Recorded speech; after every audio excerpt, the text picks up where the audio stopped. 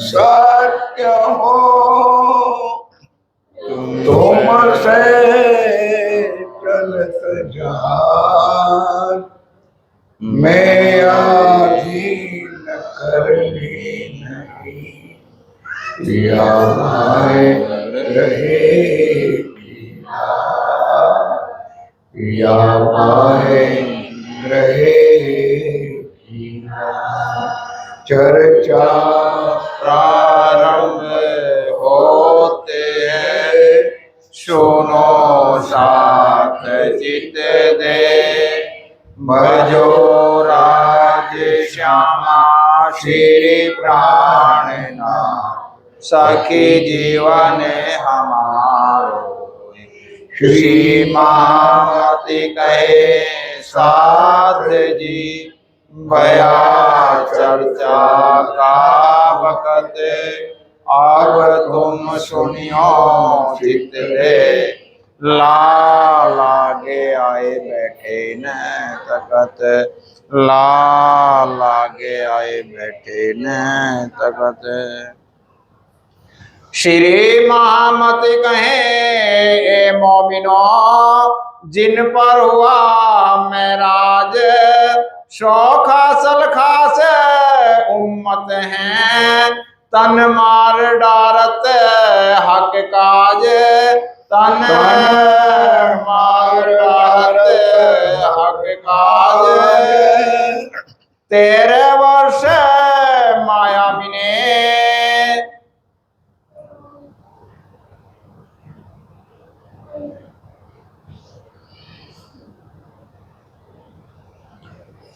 फरमाए सुंदर सच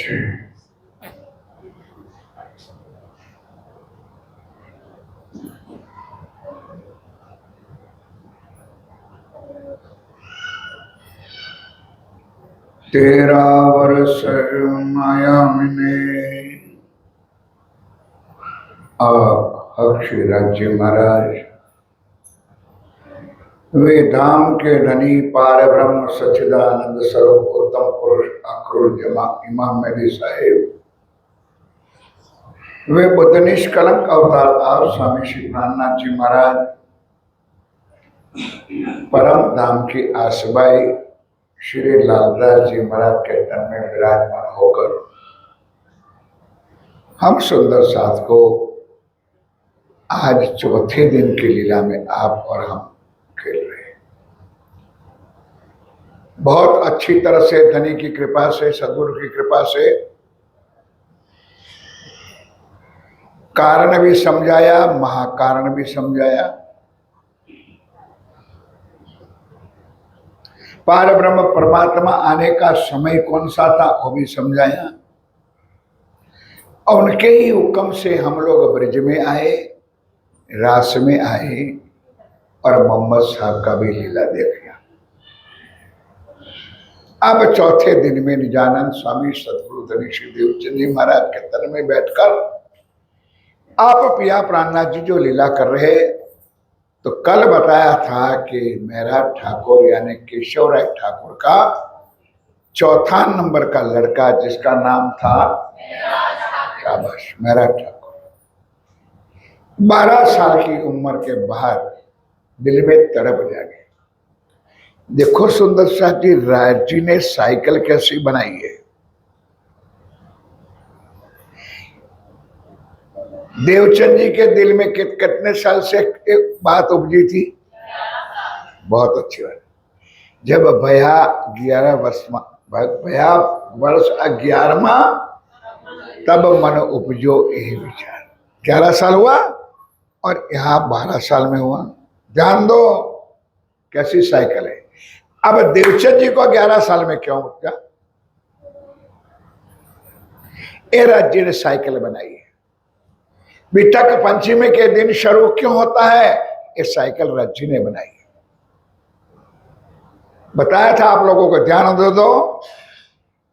तीज और चौथ के दिन 5वें दिन की लीला समापन होती है। भाई ध्यान इधर दोगे तो समझ में आएगा। श्री इंद्रावती जी जिस तन में बैठी है उस मेरा ठाकुर का तन 1751 में त्रीज और चौथे दिन उजल था, हो गया। और उसके बाद पंचमी के दिन से ये लीला शुरू हुई, अभी तक शुरू हुई। ध्यान दो, अब रियल में पंचमी के दिन शुरू हुई तो समापन होता है जन्माष्टमी के अगले दिन। हम लोग तो 2 दिन पहले करेंगे, 1 तारीख को, लेकिन जन्माष्टमी के पहले दिन समापन होता है और दूसरे दिन जन्माष्टमी आती है। तो ब्रज की लीला शुरू हुई कि नहीं? बोलो भाई, ये लीला समापन हुई, अभी तक पूरी हुई और पहले दिन की लीला शुरू हुई। ये राज्य ने सुंदर चैनल बनाई। जब ब्रज की लीला पूरी होगी तो शरद पूर्णिमा का महोत्सव आ जाएगा, रास की लीला हुई और उसके बाद एकम के दिन से जागरण की लीला शुरू हो जाएगी। करते करते 12 साल की उम्र बीत गई। अब 13 साल तक मेरा ठाकुर माया में रहे। सोचने वाली बात है सुंदर साथ जी कि इतनी छोटी उम्र में वो पढ़े कब होंगे, ज्ञान कब प्राप्त किया होगा और राज्य के मेहर का पात्र कब हुआ। हमारी तो उम्र बीत गई, हमारी जिंदगी खत्म हो गई, फिर भी जागृत बुद्धि निज बुद्धि नहीं आई। ना धनी की पहचान आई, ना घर की सुध आई, ना हमारी सुध आई कि हम कौन हैं, ना हमारी सुध आई कि हम कहां से आए हैं। और अभी हमको ये शुद्ध नहीं है कि हमको आंख मिचाने के बाद कहां ये स्वेत। वो कथा नहीं है सुंदर सा जी, ये अपनी बितक है। ये 13 वर्ष माया में ने थाऊ पर लौकिक बोझ, माया का वो 13 वर्ष रहा, महाराज जी के चरणों में आए, श्री राज तरफ रहते हैं, बस नजर चित्त मन बुद्धि धर्म के काम में, राज्य के काम में, धनी के चरणों में सदा रहते हैं। रमे बीच को सर हो जाए, बताया था ना, आगे चर्चा हो चुकी है सुंदर साथी। सदैव मन चित्त बुद्धि कहाँ रहता है? परम। और पाठ करने से कुछ नहीं होगा, वाणी पढ़ने को हर पल उसकी ध्यान। बताया ना, रमे होज को परम धाम के 25 पक्षों में अपना चित्त अपनी बुद्धि अपना ज्ञान रहता है। चर्चा नित विचार अब रोज सदगुरु महाराज के चरणों में भी बैठते हैं तो जो चर्चा वाणी होती है उसके ऊपर विचार विमर्श। क्या मतलब? शहूर करो, शहूर भी करते हैं। और ध्यान दो मेरे साथियों, असलायत ये है कि चर्चा की अर्चा बहुत जरूरी है। चर्चा सुनना अलग चीज है और चर्चा की, जैसे आपके घर में गाय भी है, शायद भैंसा भी होगी, बैल भी होंगे, पूरे दिन जितना चारा डालो वो खाएंगे, फिर रात को क्या करती है? बोल दो तो हमसे तो पशु अच्छे, वो भी खा करके रात को। तो हमने कभी इस चर्चा सुनने के बाद अपने घर में जाकर के अपने परिवार के साथ कुछ अर्चा किया? नहीं। ये करते थे। ये राज्य महाराज इस वाणी से हमको सिखाते हैं कि भाई सब मिल करो शहुर। नित पढ़ते श्री राजसो, क्या नित पढ़ते श्री राजसो, नित पढ़ते श्री राजसो, नित बढ़ते शिराज को करत विनोद के हासे, करते विनोद। राज्य महाराज के साथ प्यार करते थे। अब वह साक्षात नूरी स्वरूप नहीं आता, अनुभूति होती थी, भाव होता था कि जैसे मैं राज्य के साथ आज होज कोसर में खेल रही हूँ, आज बड़ावन में खेल रही हूँ, आज मूल मिला ध्यान के साथ, आज अब कुंज में रम रही हूँ, ऐसा भाव होता था। सदैव आनंद मस्ती में रहती थी आत्मा। एक दिन श्री महाराज को, एक दिन श्री महाराज को दिल उपजोए विचार, दिल में क्या विचार उपजा? हम आए हैं अरस से। ध्यान दो सुंदर साथी, ये बात हो रही है मेरा ठाकुर की, लेकिन आप और हमको क्या समझना है? नहीं समझोगे आप। ये विचार हमारे अंदर आना चाहिए। खाली महाराज ठाकुर की चर्चा नहीं है। इस महाराज ठाकुर के हम आए हैं अर्श अजीम से, तो बोलो भाई आप भी कहां से आए हो? बोलो बोलो। तो ये चर्चा हमारी है कि नहीं? हमको भी सोचना चाहिए कि नहीं? ये सोचने का प्रसंग आज सुनो बराबर प्यार से। भेजे परवरदिगार, कहां से आए हम? परम धाम से। और हमको इस माया में भेजने वाला मेरा धाम का धनी है। तो हमारे हुज्जत श्री रासो। तो सुंदर साथ जी, अब उसने भेजा है, हम आए हैं, तो उनको भूलना चाहिए कि याद करना चाहिए? बोलो। और फिर तो हम तो ये कहते हैं हमारे पास टाइम नहीं है, ना वाणी पढ़ने का टाइम, ना चितवन का, ना सेवा, ना पूजा, ना कुछ। अब कैसे आपको राज्य कैसे रिझेंगे? आप धनी को कैसे रिझाओगे? कछु ने चलाता। क्या? तो हमारी हुज्जत श्री रासो कछु न चलत। कछु ना चलता। हम क्यों न देखे धाम को, हम क्यों ना देखे? अब ये मेरा ठाकुर के मन में आने लगा कि सदगुरु महाराज देवचंद जी महाराज सारी परमधाम की बात बताते थे, और उन्होंने मुझे चरणों में बिठा के बराबर कह दिया था कि हे मेरा ठाकुर, तू भी पवित्र जीव है और तेरी आत्मा भी परम धाम की है, और तेरी आत्मा भी माया में खेल देखने की आई है। तो उनके दिल में आने लगा कि देवचंद जी महाराज परम धाम देख रहे, देवचंद जी के दिल में ये बातें आ रही है, तो मेरे दिल में भी आनी चाहिए। तो क्यों नहीं आती है? हमारा धनी धाम का। इसका मतलब कि देवचंद जी का संबंध राज्य से, हमारा संबंध राज्य से। ऐसा दिल में सोचने लगा। अब मन में एक कुतूहल पैदा हो गया, क्या तिन से न होए, तो क्या किससे मैन होए? हमें अर्श अजीम की। क्या? हमें अर्श अजीम की। हमें अर्श अजीम की ठोर दिखावे सोए। और देखा वे सुंदर साजी। थोड़ा सा इनकी भाषा बोलने की और मेरी समझ में नहीं आता है, इसलिए बार बार ये पूछना पड़ता है। ठोर अर्श अजीम की, सो हमारा खेल में, तो हमारा खेल में इतना भी न चलाता। इंद्रावती की आत्म मेरा ठाकुर कहते हैं भाई कि इसका मतलब कि हमारा खेल में कुछ नहीं चलता है। और क्या परमधाम का ये नाता है कि इंद्रावती देखे, अरे सुंदरबाई श्यामा महारानी देखे और हम ना देखे? एक कोई हुज्जत, एक कोई कार्यक्रम है, ये कैसे हो सकता है? तो क्यों कहिए हम धाम के। तो फिर सुंदर सा ये है बात। अपने आप को कहते हैं हम धाम के, मरमधाम के आत्म है, कैसे कह सकते हैं? वो बात मैंने चर्चा में आप लोगों को सुना दिया है कि आज सुंदर साथ कहते हैं कि हमको वाणी समझ में नहीं आती है। आज सुंदर साथ कहते हैं हमारा चित्तवन नहीं लगता है, ध्यान नहीं लगता है, धनी से सुरता नहीं जुड़ते हैं। तो दो ही रास्ता है, या तो मैं परम धाम की आत्मा नहीं, या तो वो मेरा धाम का। सिंपल बात। क्यों ना जुड़े भाई? कौन अभागन स्त्री बैठी है, उनको उनके धनी के सुख के वो वंचित रह जाए? ये दर्द इंद्रावती की आत्म मेरा ठाकुर को हो रहा है।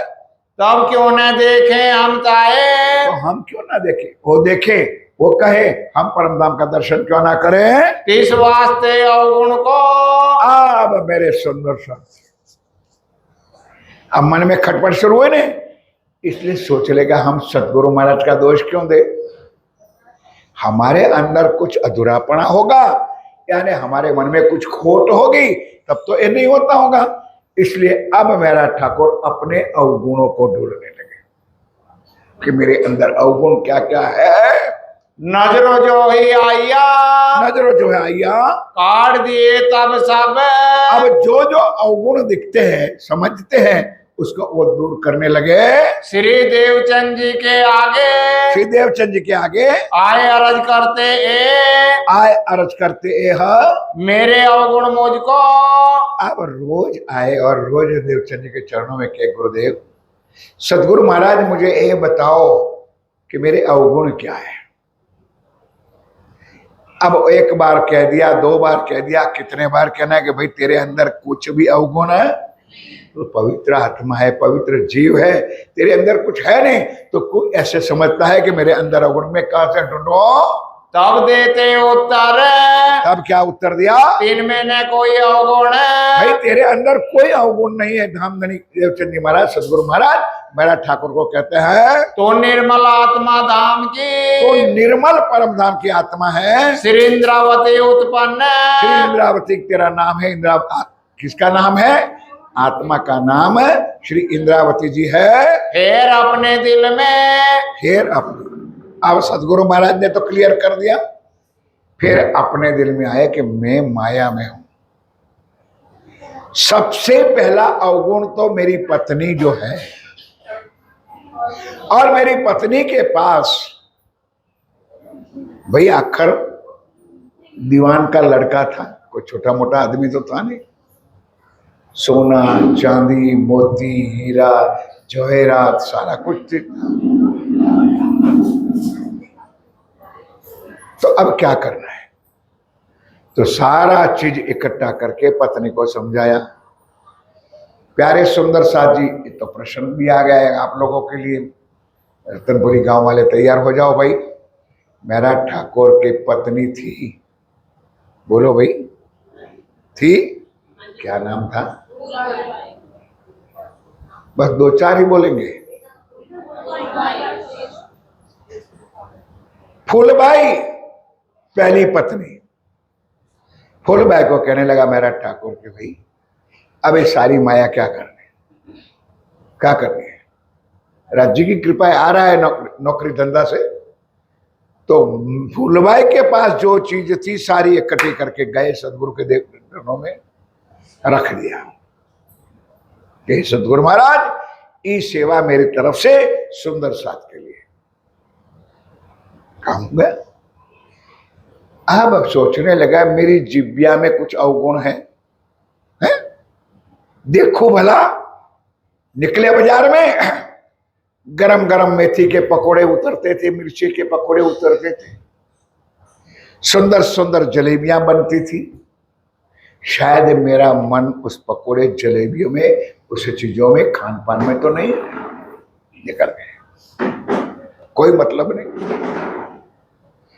अब निकले अपने परिवार के अंदर, मामा फूफी फूफा काका चाची, ये तो उसमें भी निकल गए। अब मेरे साथियों, अब अवगुण, अंतिम अवगुण हुआ कि यार मैं 4-6 रोटियां खाता हूं, उसको कम करो। तो 4-6 की 5, 3 किया, 3 की 2 की, 2 की 1 रोटी की। अब करते करते, उतारते आहार करते, 1 रुपया बार, पैसा बार, जो हम प्रसाद भी नहीं बोलोगे आप लोग, प्रसाद भी हम अभी देखोगे, अभी देखूंगा, दोनों मिलकर के भर भर के मिलता है, और वो भी हम ठुसम ठुस खाते हैं, इतना प्रसाद मिलते हैं, उससे भी कम खाना कर दिया। अब सुंदर साथी, शरीर का नियम है, प्रकृति का नियम है कि इस शरीर एक खोखा किसके ऊपर रह रहा है? खुराक के ऊपर तो रहा है। अब खुराक कम हो जाएगा तो शरीर धीरे धीरे कमजोर होता जाएगा। तो कमजोर हुआ, ये लीला तो यहाँ हो ही रही है, आगे आएगी चौपाई। लेकिन बीच में क्या हुआ है बताऊं कि इन बिटवीन 24 साल की उम्र में मेरा ठाकुर का बड़ा भाई, जिसका नाम गोवर्धन ठाकुर था, उसका धामगमन हो गया। आएगी भी, ध्यान दो इधर। अब एक तरफ बड़े भाई का विरह भी था, और एक तरफ अपने अवगुणों की लीला चल रही थी। करते करते करते करते बस इतना दर्द हो गया, अब रहा नहीं गया। तो गांगजी गाय के परिवार में एक सुंदर साथ थे, जिसका बड़ा नाम सोने के अक्षर से लिखा गया है, और मेन है आत्मा। कौन? गांगजी भाई की पत्नी ना, बहन बोलो बोलो। नाम तो बहुत सुंदर है, लेकिन वाल नहीं करती है। क्या नाम था? अब वाल भाई सदगुरु महाराज के पास आए, प्रणाम किया। तब वाल भाई ने कहा, सदगुरु महाराज क्या देख रहे हो? देखो यार उनको, एक तो चला गया, नहीं समझे, एक तो चला गया और ये भी अपनी चले जाने की तैयारी कर रहे हैं। हे मेरे सदगुरु महाराज, कुछ उनके लिए सोचो। तब सदगुरु महाराज ने कहा, भाई मैं क्या कहूं, उसका क्या कोई रोग है? जैसे हमारे पीछे भी पड़ जाते हैं लोग, हमको ये बताओ, हमको ये बताओ। यार क्या मत्ता फोड़ू मैं, क्या बताऊं तुम? ये लीला है।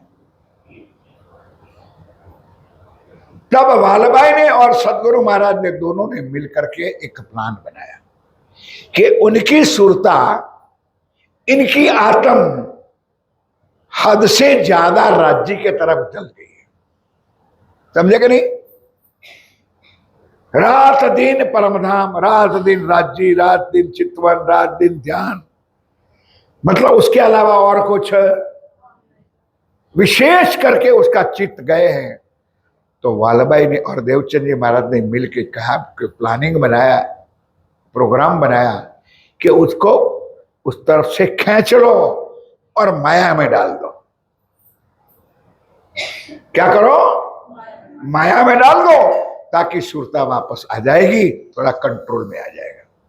तो अब मेरे साथियों, दूसरे दिन मेरा ठाकुर आए, प्रणाम किया।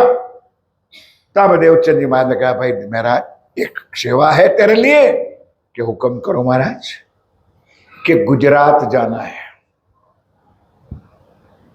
बोले हुक्म। अब गुजरात शब्द आए तो समझ लेना हमारे साथियों, बीतक में गुजरात शब्द अहमदाबाद के लिए आया है। पीछे वाले ध्यान दो, जब गुजरात शब्द आएगा तो कहां जाने का है? वो ध्यान रखें। किस लिए जाना है? ये देखो, बहाना बनाना था। बुद्ध स्तोत्र और बुद्ध गीता नाम के दो ग्रंथ है, उसको वहां से ले आओ मेरा ठाकुर, क्योंकि बुद्ध स्तोत्र में और बुद्ध गीता में हमारे संप्रदाय का, हमारे धर्म की, हमारे निजानंद संप्रदाय की कुछ साक्षियां हैं, कुछ गुहाइयां हैं, ताकि चर्चा में सबको बताना जाए, दिखाए, समझाए। उससे शिरोधार्य कर लिया मेरे साथियों। अब चले पड़े। जामनगर से अहमदाबाद आज भी 400 किलोमीटर है कम से कम। तो एक दिन में तो पहुंचेंगे नहीं, कम से कम 10-15 दिन जाते हैं और 10-15 दिन आने का। ठीक है महाराज, आगे चलो। क्या किया? क्या है तेरे दिल में? वो बात हो गई सुंदर सा जी, जो बात बार बार कर रहे हैं कि भाई मैंने एक बार कह दिया कि तेरी आत्म पवित्र है, तेरा जीव पवित्र है, तेरे मन में कोई खोट नहीं है। तू मन में से विचार निकाल दे कि मेरे मन में क्या है। मतलब तू जो कह रहा है ना कि मेरे अवगुण दिखाओ, अवगुण दिखाओ, अब तेरे दिल में कोई अवगुण है नहीं। श्री देवचंद जी पूछिया, क्या कहा? क्या है तेरे मन में? तू ये बता दे भाई कि तेरे मन में क्या है, ये बात बता दे। तुम देखूं मैं क्यों न देखूं? बस बोलो श्री। आज बस हो गया कि बस मेरे सदगुरु महाराज आपने ही मेरी आत्म को परखा है, मेरे जीव को भी परखा है। पवित्र आत्मा है, पवित्र जीव है। तो बताओ मेरे धाम के धनी, तुम देखो, मैं क्यों ना देखो? तुमको परम धाम का दर्शन होता है, तुम परम धाम के गली गली में घूमते हो, तुम परम धाम की बातें हमको सुंदर साथ को दिखाते हो, बताते हो, कहते हो। तो मैं भी परम धाम की आत्मा हो, तो मेरे दिल में ये बात है, क्यों नहीं आती है? बस ये अवगुण मेरे बताओ। ये वस्तु गम की। तो देवचंद जी महाराज ने कहा, भाई इतना जल्दी उतावला मत आ। एक वस्तु यार सुनते नहीं हो आप, मेरे से नहीं सुना जाता है। ये वस्तु राज्य के हुक्म की है। अब नंबर 2 आगे आएगी चर्चा। और ये भी बता दिया कि चौथा और पांचवा दिन की लीला एक ही तन से होने वाली है। नहीं समझे? चौथा दिन की लीला सदगुरु धनी श्री देवचंद जी के तन से, और पांचवें दिन की लीला इमाम मेहदी स्वामी श्री एक ही तन में। वो पहले से निर्णय हुआ है। इसलिए भाई बहुत तुझे जल्दी है तो मुझे उठा दे और तू बैठ जा। बड़े बड़े विद्वान, बड़े बड़े गुरुजन, बड़े बड़े पंडित कहते मुझे उठा दे। कहां से? गद्दी से। साथियों, मेरे सुंदर साथी, क्या एक गद्दी बोलती है? वो 2.5 किलो की रोई की गद्दी थोड़ी बोलती है। क्या कहा सदगुरु महाराज ने? बहुत जल्दी है तो मुझे मार दे, बैठ जा गद्दी पर, क्योंकि एक ही तन से लीला होने वाली है। अब इतना जब कह दिया तब मेरा ठाकुर की शौक लगा, दुख लगा कि मैंने, इसका मतलब कि मैंने अपने सदगुरु के दिल को दुखा दिया, लगता है। तब थोड़ा मन पीछे हटा, तब चित पीछा पड़ा, चलो हुआ मनोरथ भंग, भंग। फेर के विचार किया, फिर क्या विचार किया? श्री देवचंद जी संग, चलो श्री महामति कहे मोमिनो। आप बड़ी मत के धनी धाम के दुल्हा पिया प्राणनाथ जी क्या कहते, जो मैंने अब कहा, क्या वो दोनों ने मसलत करके अब मेरा ठाकुर को कहां भेजेंगे? गुजरात में अहमदाबाद भेजेंगे। सुनियो ये अभी तक, सुनियो ये अभी तक, आगे फिर कह तू, चलो जो आज्ञा है हक, जो धर्मधनी की आज्ञा है उसी हिसाब से मैं आगे बात बताता हूँ। सम्मत 1700 तिलोत्तरे, 1700 तिलोत्तर का साल है। अब लीला शुरू हो गई। हुक्म हुआ श्री राज, अब धामधनी सदगुरु देवचंद जी महाराज का हुक्म क्या हुआ? गांधी भाई के काम को, गांधी जी भाई के काम को तुम जाओ श्री महाराज। थोड़ा सा आगे चल के ध्यान दो सुंदर सा। सबसे पहले कहां भेजा? अहमदाबाद में।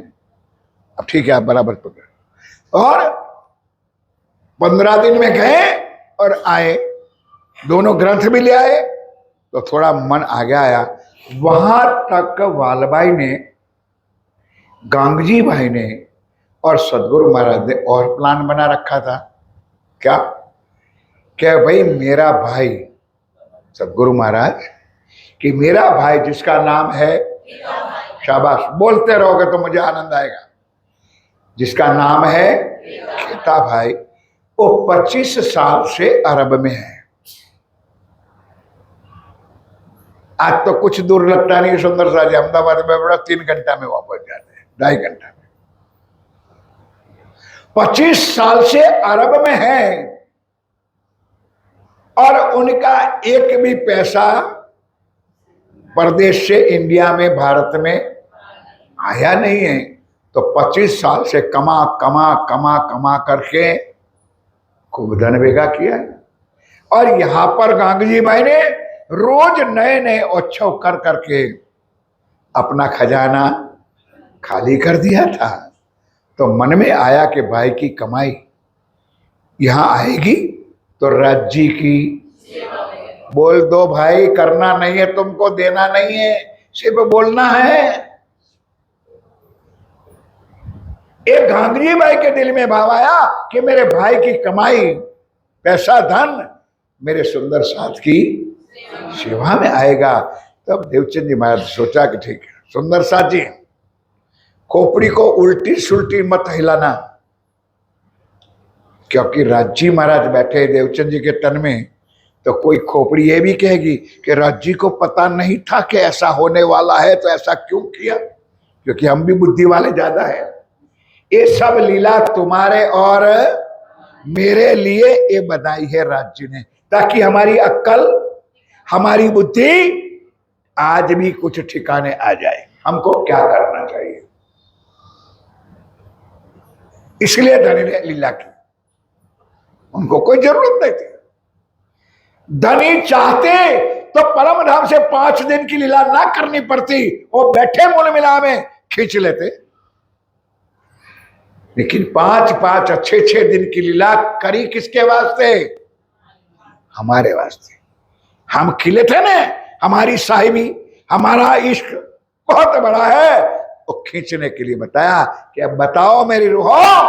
आके रज्जी ने कह दिया लाओ प्यार, आप लाओ, इसके बड़ा है कहते हैं, आप दिखाओ। अब हवा निकल गई सुंदर सा, ना हमारे पास प्रेम रहा, ना सेवा रही, ना बंदगी रही, कुछ नहीं। अब जब अहमदाबाद से मेरा ठाकुर वापस आया, प्रणाम किया, ग्रंथ दिया, क्या और मेरा ठाकुर और भी एक सेवा है, हुक्म करो महाराज, कि भाई तुझे अरब जाना है, अरब की दरिया में जाना है भाई, दरिया उलंग के जाना है, अरब की धरती पे जाना है। किस वास्ते? कि गांधी भाई का भाई खेता भाई वहां रहता है और उनको उनकी आत्मा को काम से पैसा लेने का नहीं, जाकर के सबसे पहले खेता भाई की आत्मा को जगाना है, उसको तारतम देना है, उसको परमधाम का सुख देना है, और बाकी अगर खुश रह करके धन आपे धन दे तो राज्य की सेवा में आ जाए, बड़ी अच्छी बात है, इसको स्वीकार कर लिया। अब सुंदर सा जी समय आ गया, अब आप श्री जी महाराज, आप श्री प्राणनाथ जी, आप मेरा ठाकुर, 3 शब्द मैं बोलता हूं, क्योंकि तन किसका है? मेरा ठाकुर। अंदर लीला राज्य कर रहे, लेकिन अभी वो स्वयं प्राणनाथ नहीं बना है, अभी तो प्राणनाथ कहां बैठा है? बोलो बोलो सब, प्राणनाथ कितना है? घबराते बेचारे, प्राणनाथ कितने हैं भाई? तो अभी कहां बैठा है? इसका मतलब ये भी ना समझ रहा कि मेरा ठाकुर ने अंदर कुछ नहीं है, सब कुछ है, जाहिर नहीं हुआ है। अब लीला करने के लिए देवचंद जी के तन में बैठे हैं, तो उनका हुक्म सिरोधार्य करके अब क्या कह रहे हैं? महाफागुन के बीच में। अब सुंदर साजी, उस जमाने में कोई इलेक्ट्रॉनिक साधन नहीं था, कोई मशीनरी नहीं थी, दरिया चलता था, दरिया में वाहन चलते थे, ध्यान दो, लेकिन हवा से मुकाबिल, पूर्व पश्चिम उत्तर दक्षिण हवा चलती थी, तो कौन सी दिशा में हवा चले तो कौन से देश में जा सके वाहन, तो यहां पर महाफागुन का महीना था, समझे कि नहीं? तो वाहन के ऊपर कपड़ा बांधा जाता था, जो आपने पुरानी किताबों में पिक्चर देखे होंगे, फोटो देखे होंगे, उस कपड़ा डबल होता था, हवा अंदर दबाव करती थी, उसी हिसाब से वो वाहन उस दिशा में जाता था। तो अब अरब की धरती पर जाना है, तो महाफागुन का महीना पसंद कर दिया। अब मेरा ठाकुर को अरब के धरती पर खिता भाई के पास बैठते हैं, 140 दिन में पहुंचे। अब वहां से सुंदरता तो 4 घंटा भी नहीं लगता है, उस टाइम पे वाहन में जाते कितने लगे समय? 40 दिन लगे। वाहन धीरे धीरे करते मस्कत, अभी दुबई के तरफ सऊदी अरब तक पहुंच गया। खेते को आए मिले। अब जयकारा तो बोलना पड़ेगा, क्योंकि अब ऐसे उबासियां शुरू हो गई तुम्हारे लिए, है? बोलो जयकारा, बोलो श्री प्राणनाथ प्यारे की जय, बोलो श्री सतगुरु महाराज की जय। अब पड़ोसियों, एक दूसरे के जो पड़ोसी बैठा है ना, वैसे जागने की लीला तो आप लोग जानते हो, सरकार साहब ने आपको सिखा दिया है और करते हो, लेकिन मेरे पास एक जागने की और ट्रिक है, नहीं समझे? पड़ोसी वाले, एक दूसरे के पड़ोसी बैठे हैं, ध्यान दो, अगर कोई ऐसा लगे कि वो सो रहा है, तो पड़ोसी वाले को पता नहीं, समझे लोग? आपके पड़ोस वालों को पता चलेगा कि नहीं चलेगा? तो धीरे से ऐसी चुटली, क्या कहते हो, ऐसी चिमटी भर दो कि चर्चा पूरी होते हुए मसलता रहे, फिर भी सोएगा। सीधा तरीका बता दिया। बोलो जयकारा, बोलो श्री प्राणनाथ। अब इधर ध्यान दो मेरे साथियों, जब मेरा ठाकुर आप श्री जी साहेब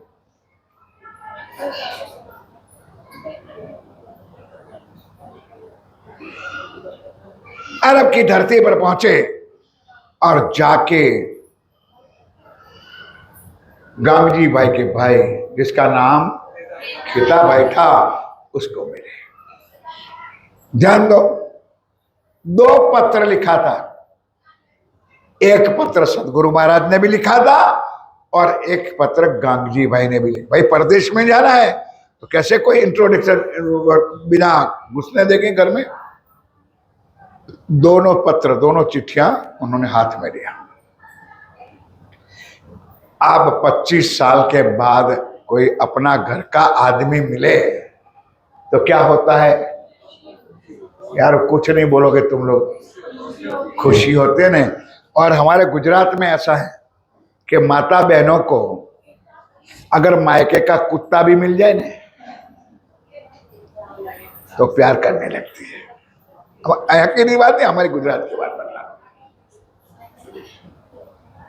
बहनों को सबसे ज्यादा प्यारा, आइए बोलो, आज भी ससुराल वाले कम प्यारे हैं।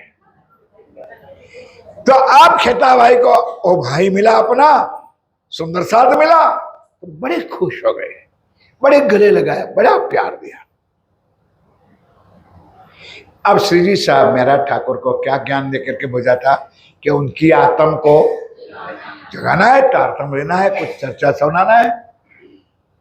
1-2 दिन तो वैसे थके थके निकल गए, 40 दिन के बाद में बैठ गए। जब वखार में जाके बैठे, दुकान पे जाके बैठे, कार्यालय में जाके बैठे, अब मेरा ठाकुर कहा भाई सुंदर साथी, क्षर ब्रह्मांड है, योग माया है, हैं?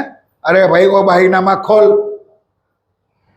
मेरा ठाकुर उधर का भाईनामा खोले और खिताबाई यहाँ का भाईनामा खोले। अरे इस पन्ने पर इतना उगाई बाकी है, इतना रुपया लेना है, इतना काम बाकी है। यार दिमाग खोर, बाद में अपन चर्चा कर लेंगे, पहले ते वो नमक।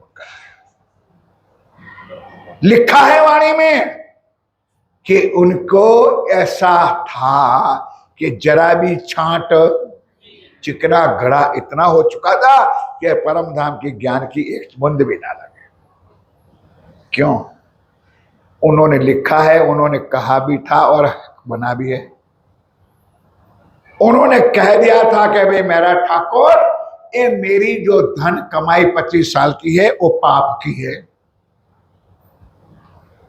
सोच लो सेवा करने वाले सुंदर साथ,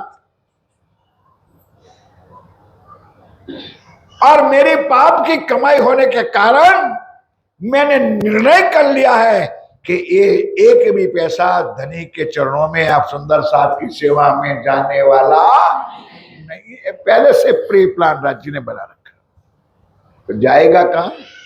वो भी 3 बात अभी आएगी, आ गई तो मैं बता देता हूं कि निर्णय कर लिया था कि ये पैसा चाहे दरिया में डूब जाएगा, या तो राज दरबार में जाएगा, या तो जल के राख हो जाएगा। अगर रज्जी महाराज ने आपको दिया है, आप आश्रम के अंदर, मंदिर के अंदर, सुंदर साथ के अंदर अगर सेवा होती है तो समझ लेना कि इतनी ही कमाई तुम्हारे पसीने की है, इतनी ही कमाई तुम्हारे पुण्य की है। जितना धनी के कर्णों में, शुद्ध काम में, पवित्र काम में आए, इतनी कमाई। ये वाजी का वाणी में प्रमाण है हमारे सब के लिए। अब करते करते सुंदर सा जी रोज चर्चा में बैठे, रोज सुनावे, एक भी शब्द ना सुने, बस पैसा धन ये बाकी, उधर जाना है उधर, और कह दिया भाई ऐसा कर मेरा ठाकुर, तू ये बाईनामा लिख, उधार सुधार करने कर, और जहां जा उगाई बाकी है ना वहां जा जा करके मैं काम करता हूं। करके वो निकल जाता था और मेरा ठाकुर बुखार में बैठा रहता था। 4 बरस परवारते रहे। करते करते कितने साल बीत गए, समझ जाते, बाहर नहीं लगते। 4 वर्ष परवारते, समझो कितना कारोबार लंबा चौड़ा होगा। परवार के मतलब अभी परवार ने इकट्ठा करने में 4 साल लग गया, क्योंकि दोनों बात आके मेरा ठाकुर निकाल कहता भाई अब धंधे को समापन करो। सदगुरु महाराज की आज्ञा है कि आप हमारे साथ अरब छोड़ो, इंडिया भारत में आओ, धनी के चरणों में आओ, सुंदर साथ की सेवा में आओ, अपनी आत्म जगाने के लिए आ जाओ। तब मन में तो सुना कि नहीं, बात तो तेरी सही है, जल्दी जल्दी कर भाई। तो इतने परवारते कितने साल बीत गए? 4 साल बीत गए। खेता पहुंचा अपने ठौर को। अब बोलो श्री प्राणनाथ प्यारे कीजिए। समय किसी का इंतजार करता नहीं। सोच लो, ये चर्चा सुन लो। नहीं पहुंच सका इंडिया, भारत नहीं आ गया, अपने ठौर पहुंच गया, मर गया। मैं क्षमा चाहता हूं, मेरे शब्दों से ये भी नहीं कहूंगा वो धाम गए। पूछो क्यों? कि उसको धाम की जरा मात्र भी सूध नहीं थी। हम कैसे कहे सुंदर से? जीव जो होता है, कभी वाणी की चर्चा में आपको सुनने मिलेगा, आगे आगे कीर्तन में आएगा। अभी तो आज खटरुति सुनाई है। जो आज नए बैठे हो उन कान खोल के सुन लो। मैंने नियम बनाया है कि जब तक 20, 22 दिन 28 दिन यहां पर हो तो 2-2 दिन एक वाणी के ग्रंथ की चर्चा। रास की चर्चा हो चुकी, 2-3 प्रकरण। फिर प्रकाश हिंदुस्तानी भी चलाया, वो भी 4 प्रकरण हो गए। और आज खटरुति शुरुआत हुई, तो 2-3 दिन खटरुति भी चलेगी। उसके बाद कलश आएगा, सनंद आएगा, फिर कीर्तन भी आएगा। तो कीर्तन में एक ग्रंथ, एक वाणी आएगी, चर्चा आएगी कि तीनों सृष्टि अलग अलग है। जीव सृष्टि अलग है, ईश्वरी सृष्टि अलग है, और तीनों अपनी चाल चलत है। ये शब्द आएगी, चौपाएगा। जीव सृष्टि अपनी लाइन पे चलेगी, ईश्वरी अपनी रोड पे चलेगी, अपने पटरी पर चलेगी, और ब्रह्म सृष्टि होगी वो सिर्फ परम धाम का लक्ष्य लेगी। अब सोच लो, मैंने एक क्या क्यों कहा कि जो किताब भाई के अंदर जरा मात्र परम धाम का लेश मात्र होता तो राज्य के कुछ बात सुन भी लेता, कुछ ज्ञान भी हो जाता। कुछ नहीं हुआ, करते करते धन धन धन धन पैसा पैसा करते 4 साल में मर गया। अब मेरा ठाकुर बेचारा अकेला परदेश के अंदर, लेकिन 4 साल में बहुत कुछ वाकिफ हो चुका था, जानकारी भी हो चुकी थी, परिचय भी हो चुका था। सबसे पहले तो चिट्ठी लिख करके नवतनपुरी भेजी, भेजना पड़ेगा भाई। पहली सूचना तो घर वालों को देनी पड़ेगी। राम जी भाई को लिख के भेजा कि भाई ऐसा ऐसा हुआ है और किताब भाई का धाम कौन हो गया। माया, पहला ही प्रकरण है माया, और है अति, बोलो यार, अति बलवंती। तो देवी देवताओं को नहीं छोड़ा तो इनको छोड़े। अब यहां आग शुरू हो गई घर में, परिवार में। बालाबाई ने, गांधी भाई ने कि यार देखो कितने विश्वास लेकर मेरा ठाकुर को अरब में भेजा था। शायद हो सकता है कि बड़ी धन की, बड़ी माल मिलकत की लालच में आकर के मेरा ठाकुर ने मेरे भाई को, माया क्या करती है क्या नहीं करती। एक तो इधर हुआ, अब इधर मेरा ठाकुर का क्या हालत हुआ सुंदर साथी। जैसे ही पता चला, आज जैसे होता है ना कि डेड बॉडी का सर्टिफिकेट लेना पड़ता है, यहां भी होगा, भी हर जगह पर है। आदमी घर में मरता है, कोई व्यक्ति धाम चलता है तो उसका पंचायत में से सर्टिफिकेट लेना पड़ता है।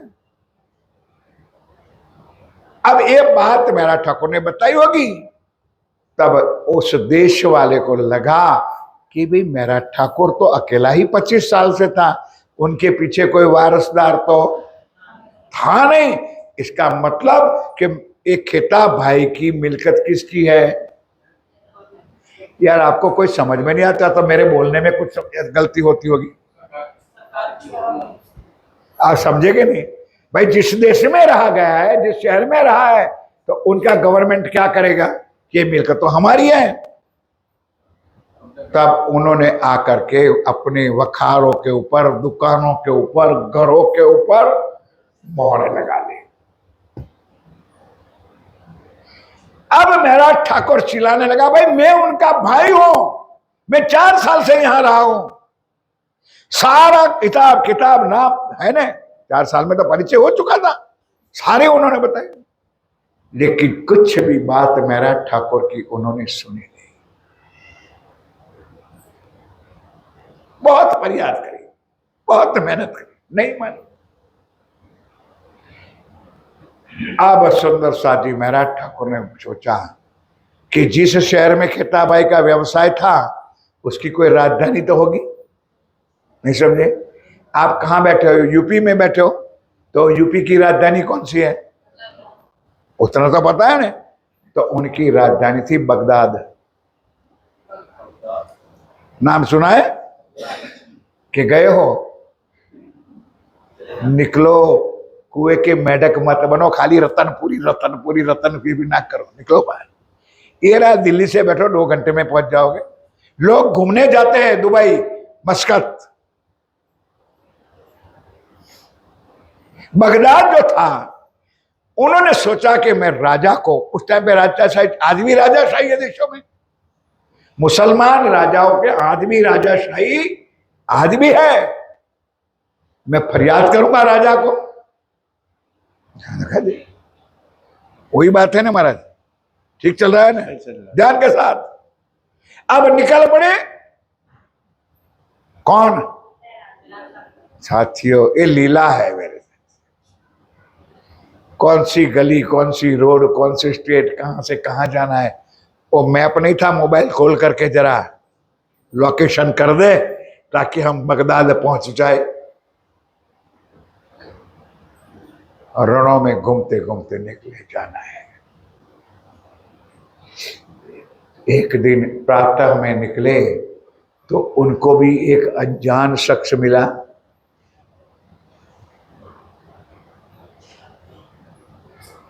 कि भाई क्या मुसाफिर, भाई उनकी भाषा में, हमारे साहब होते ना तो उसी भाषा में बात करते, मुझे नहीं आता है।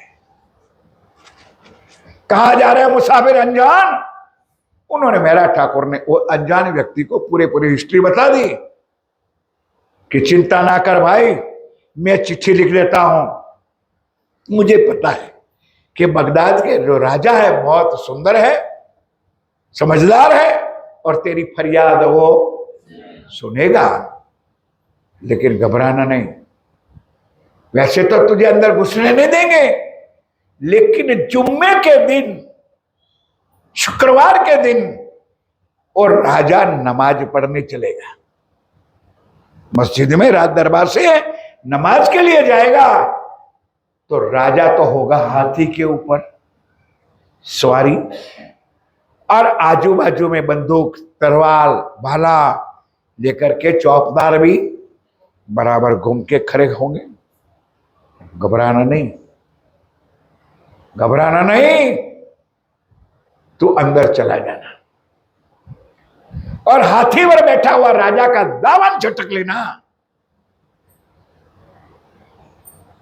सारे सिपाही लोग तुझे मारने के लिए तैयार हो जाएंगे, लेकिन तेरा बाल भी कोई बिका करेगा, राजा मना कर देंगे, कुछ घबराना नहीं, तू जाना, यही करना।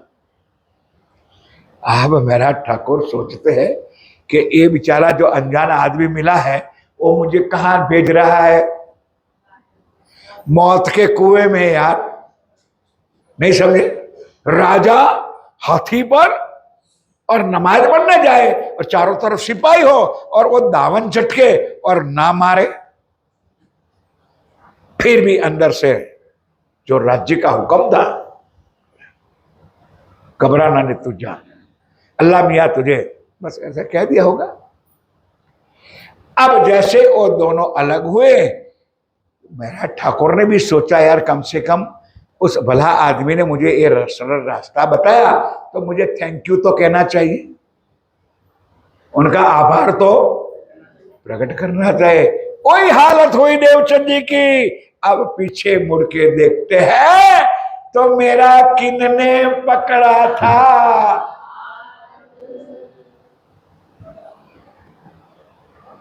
पलाए तुम, कोई नहीं था। अब दिल में सोचा कि नहीं, अल्लाह ताला परवरदिगार मेरा प्राण वल्लभ मेरे सिर पर है।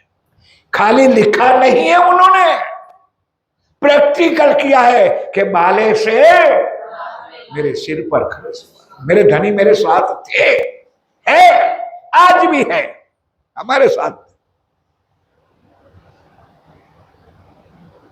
निकले, पहुंच गए बगदाद में। कौन सी होटल में ठहरेंगे, नहीं समझे भाई। आखिर केशवराय ठाकुर दीवान का लड़का था, कोई छोटा मोटा तो था नहीं। कोई 5 स्टार में ठहरेंगे, है 3 स्टार में, 7 स्टार में। आज हम व्यवस्था ढूंढते हैं, अरे आश्रम में जाएंगे तो एसी कमरा मिलेगा, क्योंकि बारात में आ रहे हैं यहां पर। पन्ना जी जाएंगे, क्या इस सुविधा मिलेगी? धिक्कार है सब। 400 साल से ये भी तक हो रही है। क्या हमने जीवन में लिया? जो एक राजा महाराजा का लड़का, केशवराय ठाकुर दीवान का लड़का आज घर घर भटक रहा है, तो हम और आप है कौन? कोई होगी धर्मशाला, कोई होगा विश्राम स्थान, कोई होगी कोई पर्णकुटी, कोई होगा कोई, अच्छा वहां जाके रह गए। अब इंतजार था शुक्रवार का, जो उन्होंने बताया था। तो शुक्रवार का जब दिन आया, तब राजा हाथी के ऊपर अल्लाह मियां को रिझाने के लिए सवारी लेकर के निकले नमाज। अब अंदर से हिम्मत थी। गुजराती में कहावत है सुंदर सा जी, हिम्मत मर्दा तो मदद खुदा। हिम्मत रखो, विश्वास करो, कुछ नहीं। अब जैसा ही कहा था उसी तरह महाराज ठाकुर कूद पड़े और कूद के जाके राजा का जो लंबा कुर्ता था उन्होंने पकड़ लिया। वहां तक लिखा है वाणी में कि दावन जो बांधा था ने कस बांधी थी, तो कस भी टूट गई। क्या हाल हुआ होगा मेरा ठाकुर का? उठाई तलवार, राजा ने कहा खबरदार, कोई इसके ऊपर हाथ नहीं उठाएगा। इतना समझदार राजा था कि आज इस शख्स ने, ध्यान दो मेरे साथियों, मौत की भी परवाह नहीं करी। और मेरा दावन झटका है तो कितना मुश्किल में, कितना संकट में होगा, तब तो उन्होंने एक काम किया होगा। इतना समझदार राजा, खबरदार। अब कहने लगा भाई क्या बात है कि बस थोड़ी बात बता दी कि ऐसी ऐसी मेरी था, मेरा भाई का माल कुर्की हो गई। कुर्की कहते हो ना यहाँ पर, वाणी में कुर्की शब्द लिखा है। तो नमाज पढ़ने जाना तो बड़ी बात, तो कहां से सुने। फिर भी मेरे साथियों, मैं क्षमा चाहता हूं और कह भी देता हूं कि हम हिंदू नहीं डरते हैं, लेकिन मुसलमान आज भी अल्लाह से डरते हैं। 3 बार अपना हाथ उठाया, अल्लाह ताला से प्रार्थना किया कि हे अल्लाह ताला, उस शख्स का सच्चा न्याय मेरे से हो जाए।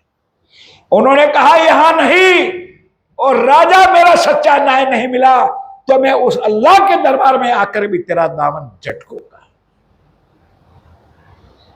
कौन से ताकत आई? अंदर कौन बैठा है?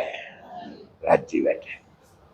अब राजा घबराने लगा कि कल प्रातः रात दरबार में आना और पहली फरियाद तेरी होगी और तेरा न्याय मिलेगा।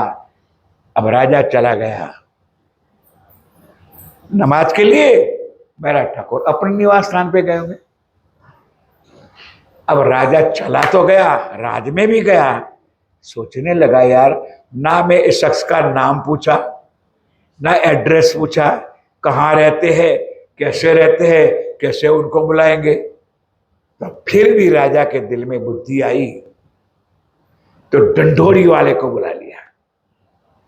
डंडोरी को समझते, ढोल वाले को बुला लिया कि डंडोरी बिठाओ, शहर में जाके बुलाओ कि कल राजा का जिसने दामन झटका था उस शख्स को राजा राज दरबार में बुला रहे।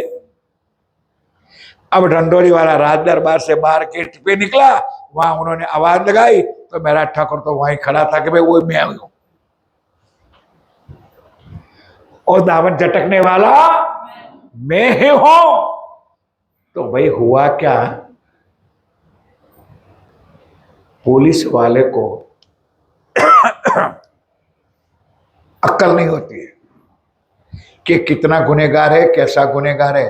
तो मेरा ठाकुर को दोनों लोग पकड़ लिया, दो सिपाहियों ने, जैसे कोई बड़ा गुनहगार है, और लेकर के राजा के पास ले गए। राजा ने कहा, रे मूर्खो, इस बंदे को आपने ऐसे कैसे पकड़ा है कि उनको कोई चोरी करी है, कोई कुछ काम किया तो आप छोड़ दो। राजा जिस तख्त पे बैठा था उनके नीचे तख्त पर आप मेरा ठाकुर को आसन दिया, बड़ी इज्जत की। अब पूछने लगा कि बताओ भाई क्या बात है। तो उन्होंने विस्तार पूर्वक बात तो करने लगी, पर मेरा ध्यान दो मेरे साथियों, मेरा ठाकुर नहीं है, अंदर मेरा राज्जी भी है। और राज्जी ने क्या कहा है कि कोई देत कसाला तुमको, अरे जिनको आता है इतना बोलो मेरे प्यारे साथियों, कोई देत कसाला तुमको। ये प्राणनाथ जी मेरा ठाकुर श्री जी को पता।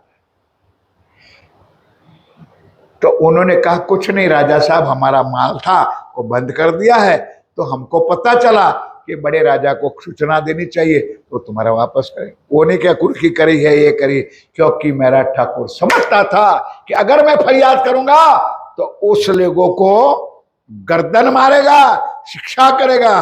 ये दुख उनके बच्चे बेचारे भटकते हो जाएंगे। कितना भाव भाई, मेरी बात समझ में आती है भाई साहब आप लोगों को?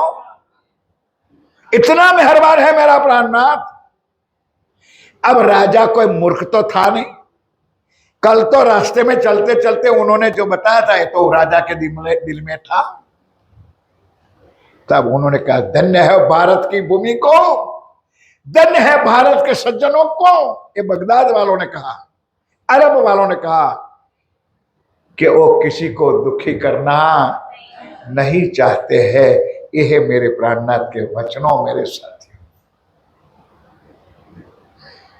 अब राजा ने अपने हाथों से उठाई कलम, उठाया कागज और अपने हाथों से कलम लिख करके बताया कि जाओ, ए फलाना जो शहर में खिताबाई रहते थे वहां के जो राजा जो भी को थे, कि ए मेरी चिट्ठी पढ़ने के बाद तुझे पानी पीने का भी अधिकार नहीं है। पानी भी नहीं पी सकता है जब तक तो मेरा ठाकुर का सामान माल वखार वापस ना करे। राज दरबार की मोहर लग गई और साथ में एक सिपाही को भी भेजा कि जाओ जिस शहर में खिताबाई रहते थे वहां पहुंचो और मेरा ठाकुर की तमाम मिलकत वापस कर दो। शुष्क हो गए सुंदर सा जी, बोलो श्री। ठीक चलता है तो एक आध चौपाई तो बोलो। तुरत कुंजी बखार की अब सुंदर साधे तुरंत कुंजी मकर मकान की और सामा सब काट के हाथों दही। अब सुंदर हो गया। सिपाही भी साथ में था, मेरा ठाकुर को हाथ दिया, वही लो। वखार की चाबियां दे दी, दुकानों की चाबी, मतलब सारा कुछ जो था सिल बिल तोड़ दिया, सौंप दिया। लेकिन कहावत है कि रस्सी जलती है, क्या बोलते हो भाई आप लोग उसकी? हमारे गुजराती में कहावत है, दौड़ू बड़े पण आंबड़ो ना जाए। उनकी जो गुथी हुई ना, माल तो सौंप दिया, उन्होंने लिखवा भी लिया मेरा ठाकुर के मुझे सारा सब कुछ सामान है, क्योंकि राजा ने कहा था कि लिखे दिला। उन्होंने सोचा कि आखिर माल तो हमारा है। उन्होंने कहा भाई वो तो चला गया सिपाही, मेरा ठाकुर अपने स्थान पे, अपने हुक्म कर दिया कि आज रात को मेरा ठाकुर के जितनी दुकानें, जितने वखार, जितने घर, सबको आग लगा दो।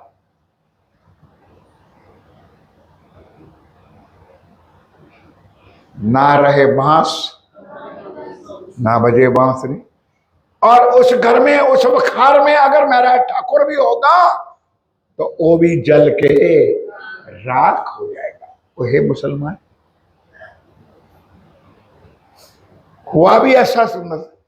लेकिन बाय चांस आज मेरा ठाकुर उस खेते की मिल्कत में नहीं था, कोई और मित्र के वहां कोई और जगह पर जाकर के सो गए थे, लेकिन लग गई आग। पहले से ही कहा था आग लग जाएगी। तो सुंदर सच है,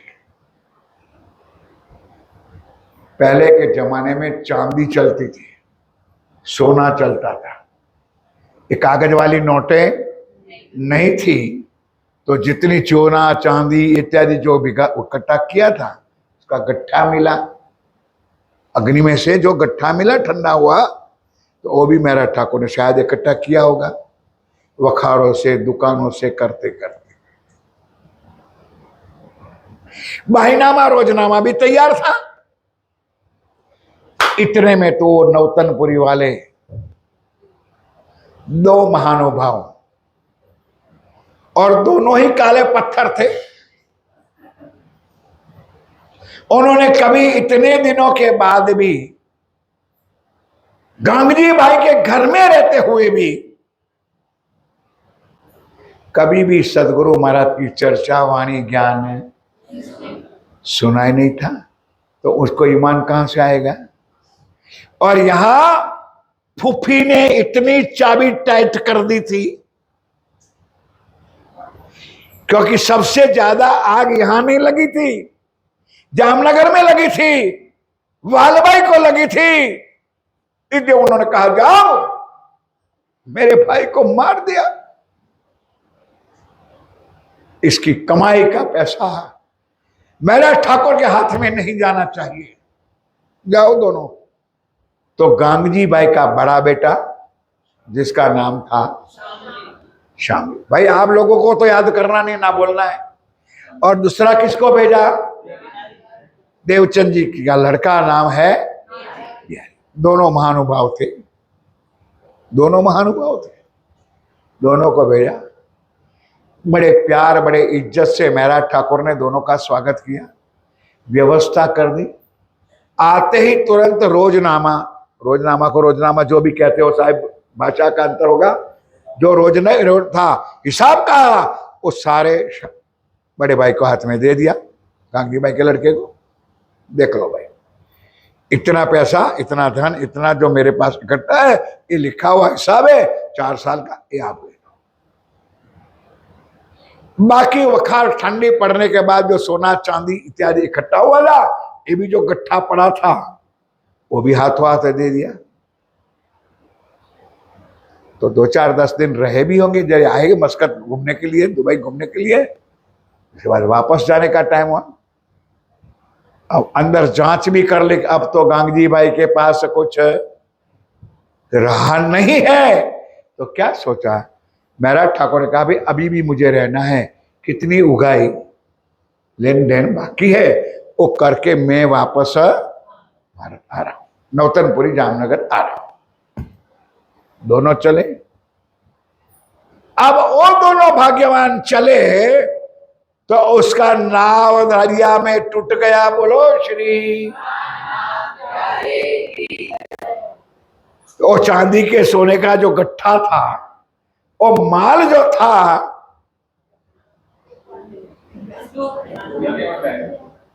कहाँ गया? वो भी बोला था कि एक कमाए आग लग जाएगी और नंबर 2 दरिये में डूब जाएगी। अब कलंक लगा श्याम जी को और बिहारी जी को कि हम जाके फूफी को क्या बताएंगे, नहीं समझे। अब झूठ का थपेड़ा इकट्ठा कर दिया कि यार जाओ फूफी। मेरा ठाकुर ने तो सारा सत्यानाश कर दिया, मतलब कुछ भी नहीं बचा। अब गया दरिया में, वो कैसे बताए, पर भाग्यवान दोनों बच गए, घर पहुंच गए। कुछ बचा नहीं था, क्या मुंह लेकर के बतावे पूरी को, बाल भाई को भाई। तो ना कहने का झूठ पर झूठ, झूठ पर झूठ, झूठ पर झूठ करके मेरा ठाकुर को बदनाम कर। अब तो पक्का हो गया भाई वाल भाई को, और थोड़ा शंका गांगजी भाई को भी लगा होगा कि भाई मेरे भाई की इतनी कमाई कहां जाए, कुछ भी नहीं बचा। उन्होंने कहा भाई मेरा ठाकुर ने सारा हड़प कर दिया, ये नहीं बता कि दरिया में डूब गए। फिर आगे कि अब 2-4-10 दिन में थोड़ा काम बाकी है, और निपटा करके मेरा ठाकुर आ रहा है। तब वालभाई ने समझा उसका मतलब कि माल मलकत छुपा रखा होगा। नहीं अभी आप मेरी बात समझ में आती है आप लोगों को? मेरा ठाकुर ने मेरे भाई का माल सामान छुपा रखा होगा। अब वो पीछे इसलिए वो आ रहा होगा, तो राज दरबार में जाकर चाड़ी लगा दी, अर्जी पत्र लिख दिया कि मेरा भाई खेता फलाना फलाना रहता था, वहां मेरा ठाकुर गए रे, और वो खेता भाई का माल लेकर के वापस आ रहा है, इसलिए महाराज इस माल का अधिकारी हम परिवार वाले हैं। यानी हम गांधी भाई के परिवार वाले हैं, या तो दूसरा नाम बताया सदगुरु धनी श्री देवचंदी महाराज है। अगर ये माल हमको अगर ना मिले तो सारा माल राज दरबार में जब्त हो जाना चाहिए, लेकिन मेरा ठाकुर के पास पाई पैसों जाना नहीं चाहिए। हुआ ही ऐसा मेरे साथ। अब नोटिस मिल चुकी थी, दरिया किनारे पर चौकी बिठाई गई। अब आ गए मेरा ठाकुर नाव में। कौन है भी टिकट से पता चल जाता है कि आप मेरा ठाकुर के। हाँ, तो सबसे पहला कल्याणकारी काम किया कि मेरा ठाकुर को जेल में जाना पड़ा। एक दिन के लिए, एक रात के लिए गए होंगे। अब दूसरे दिन हाजिर किया। अब झूठ बोलने का तो कोई मतलब ही नहीं था, माल ताल तो कुछ बचा नहीं था, थोड़ा बहुत था वो लेके आए थे। कह दिया भाई मैं तो ऐसा ऐसा हूं, ये माल का अधिकारी 2 ही जन है, एक तो मेरे सदगुरु महाराज है और एक गांगजी भाई। उन्होंने सत्य सत्य बोला। अब राजा की दानत को कुछ खारापना आ गया, तो सारा माल राज दरबार में जब्त हो गया। बोलो श्री। अब सुंदर साथ में पूछना चाहता हूं कि आप, अगर आपके परिवार, आपके घर में कोई बीमार है, कोई बहुत दिन बाहर गांव गए हैं और कभी महीनों के बाद आते हैं, तो घर से आके, घर में आके सबसे पहले कहाँ जाते हैं? यार कुछ थोड़ी अपनी बुद्धि का तो विषय करो। कहाँ जाते हैं? मंदिर में जाएंगे? नहीं समझे आप लोग? भाई हमारे घर में कोई बीमार आदमी है, अब हॉस्पिटल से राज्य की कृपा से स्वस्थ होकर के आए, तो पहला घर वालों का भाव होगा कि नहीं? कहाँ जाए?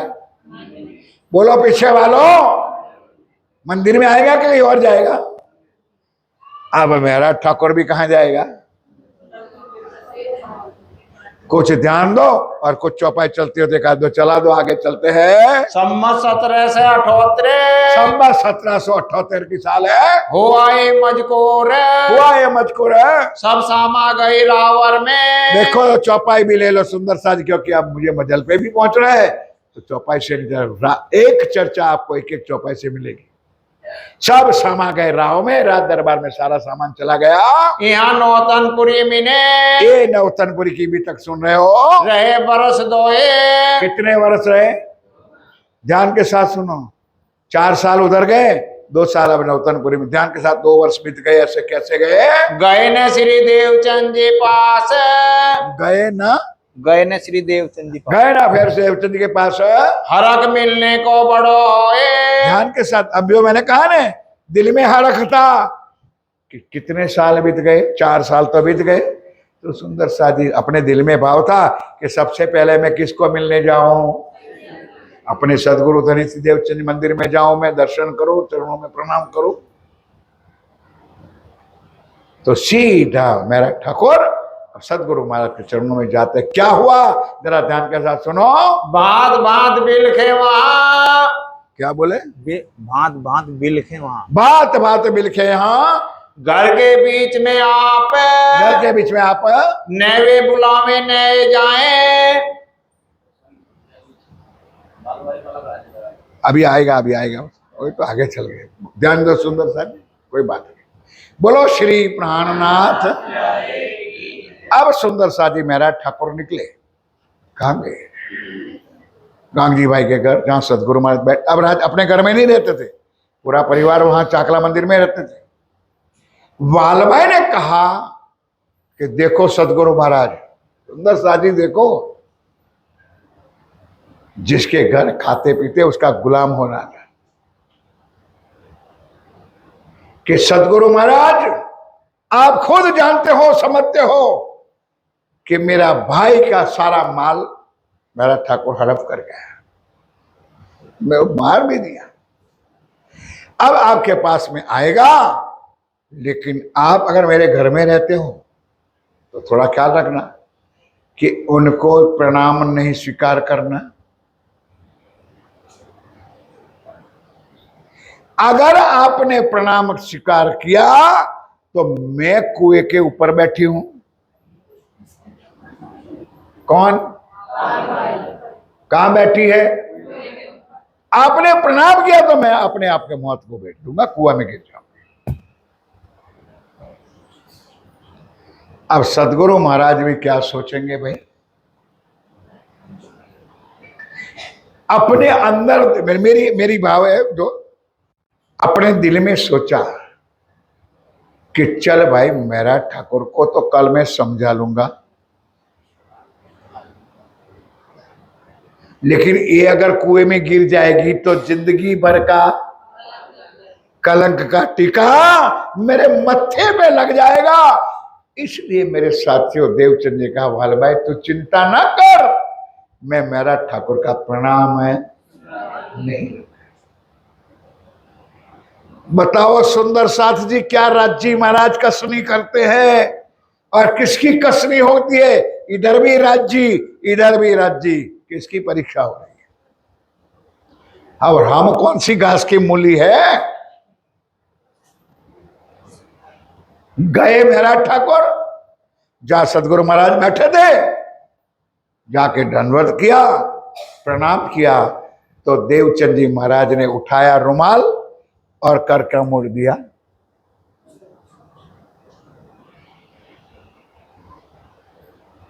पर्दा कर दिया। एक बार प्रणाम किया, 2 बार प्रणाम किया। बिलक के कहने भी लगा कि सदगुरु महाराज आप तो जानते हो, आपने ही मुझे भेजा था, आपके कहने से ही मैं अरब में गया था। मेरा कौन सा गुनाह है, मैंने कौन सा पाप किया है, क्या आज इतने सालों के बाद मैं आपके चरणों में आया हूं, आप मेरी प्रणाम भी नहीं स्वीकार? क्या? लेकिन सामने वाल भाई बैठी थी कुएं पर।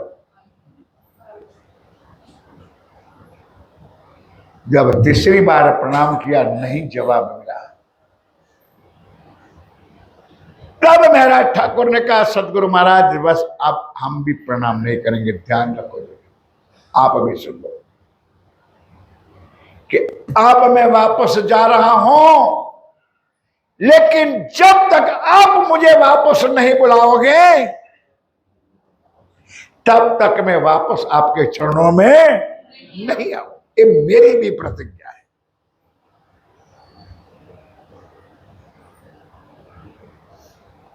बस किया प्रणाम, चल पड़े।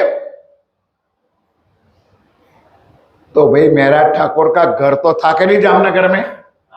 भाई बोलो तो सही।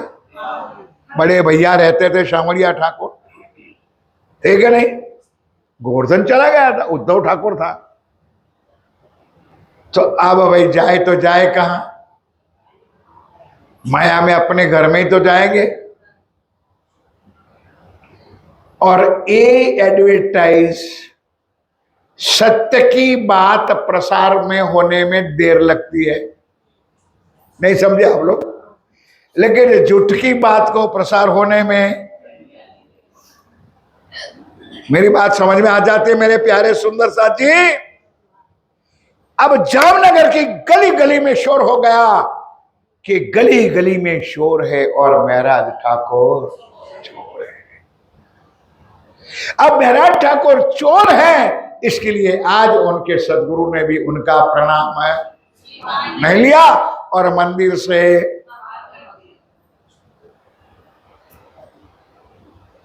इस सारी बातों में से मैं पसार हो चुका।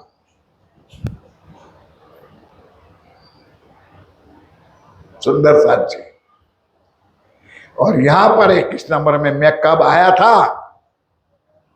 22 घंटा पहले आया था। और सवेरे मंगला आरती हुई, उस टाइम में मंगला आरती मैं खुद गाता था। आवाज आई, तुरंत जागृत हुए, कह के कौन आया? अमृत आया कि नहीं? मेरे अंतिम मिलन में 22 घंटा था, मैं ऊपर वाले कमरे में बैठा रहा। सारी लीला राज्य ने हमारे साथ की है। पूरनचंद जी आए, चमनलाल सलूज आए, कहने गए कि शर्म नहीं आती तुझे? इतने बीमार थे साहब तो तू आया नहीं, क्योंकि उस टाइम पे कुछ हुआ था ऐसी लीला, नहीं आया था। तब पकड़ के मुझे ले गए, प्रणाम किया। कौन? अमृत भाई आया? अमृत आया? हाँ। चरण से हाँ अमृत भाई आए। कुछ बातें नहीं थी, क्योंकि हालत ऐसी थी। जा चरण सिंह, उसको चाय पानी पिलाओ। छोड़ दिया माया में। इस सारी लीला राज्य ने हमारे साथ। चले गए घर पे। 1-2 दिन 4 दिन तो रहे घर में, और अब घर में भी सूचना मिल गई कि उन्होंने चोरी किया है, डकैती किया है, माल लूट लिया है, और उनको सदगुरु ने मंदिर से निकाल दिया है। तो घर परिवार में भी समाचार तो मिल जाता है। तो इस सारी हकीकत किसने जानी? अपनी भाभी ने। भाभी कौन? शामरिया ठाकुर की धर्म पत्नी। अब ध्यान दो तो मजा आएगी सुंदर साथी सुनने में। एक दिन कहता है, भाई देवर जी महाराज क्या हो गया? अब मंदिर भी नहीं जाते हो? क्योंकि पहले मंदिर के बिना रहते नहीं थे। अब हो क्या गया है कि 4-6 दिन से आप घर में पड़े रहे हो, मंदिर में भी नहीं गए? आहा देवर जी, पता चल गया है कि आपको आपके सदगुरु महाराज ने मंदिर से निकाल दिया है और आपके ऊपर चोरी का इंतजाम है। कोई बात नहीं, या घर आपका ही है, लेकिन देवर जी जरा याद तो करो। ध्यान दो मेरे साथियों, भाभी का मेहना टोना क्या होता है कि देवर जी वो याद है वो दिन जिस दिन तुम्हारे बड़े भाई ने टोका था कि मत जाओ चर्चा सुनने, तब तो तुम तरवाल लेकर के, नहीं समझे आप लोग? बड़े भैया को, शामड़िया को मारने के लिए बड़े थे। अब मान लो कि आपने तरवाल उठा ली और उस दिन आपने अपने बड़े भैया को मार देता, तो देवर जी इतना तो बताओ कि आज ये रोटियां तोड़ने कहां जाते?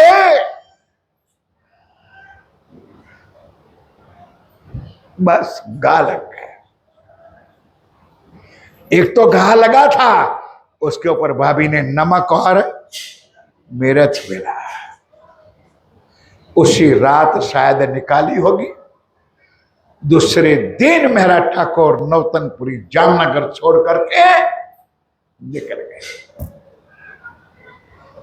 घर छोड़ दिया सुंदर साथ जी, लेकिन आत्मबल था, विश्वास था कि मैं कहीं भी जाऊंगा तो मुझे नौकरी मिलेगी। वही धरौल 34 किलोमीटर दूर जाके राजा का नाम था मोहवड़ राजा, वहां चले गए। बाई चांस राज्य ने कारण कार्य बनाना था।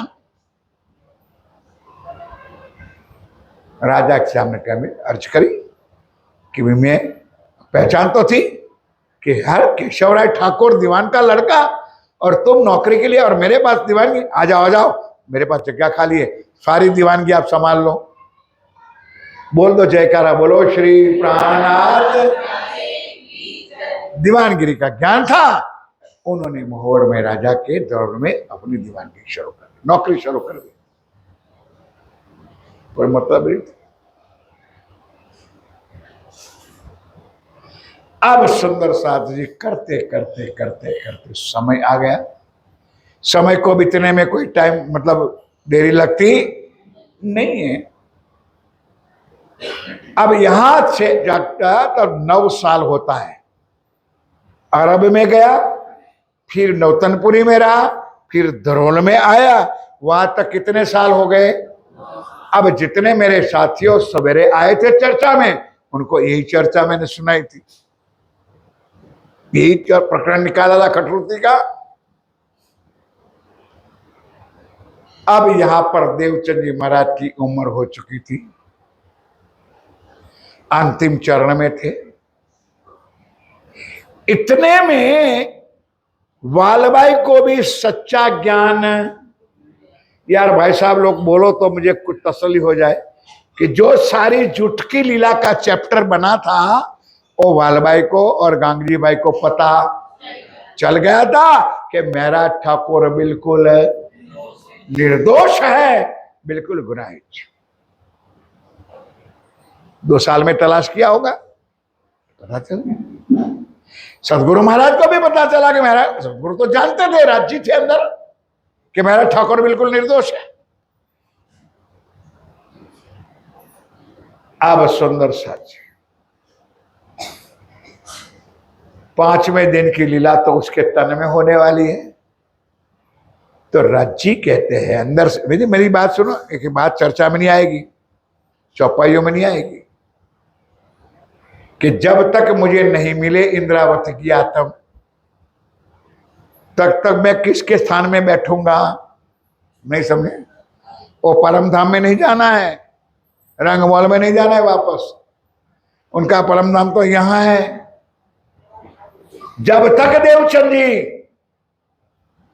तब शरीर छोड़ सकता है, जब तक मेरा ठाकुर का मिलन नहीं हो सकता। तब वालबाई को बुलाया, वो निर्दोष है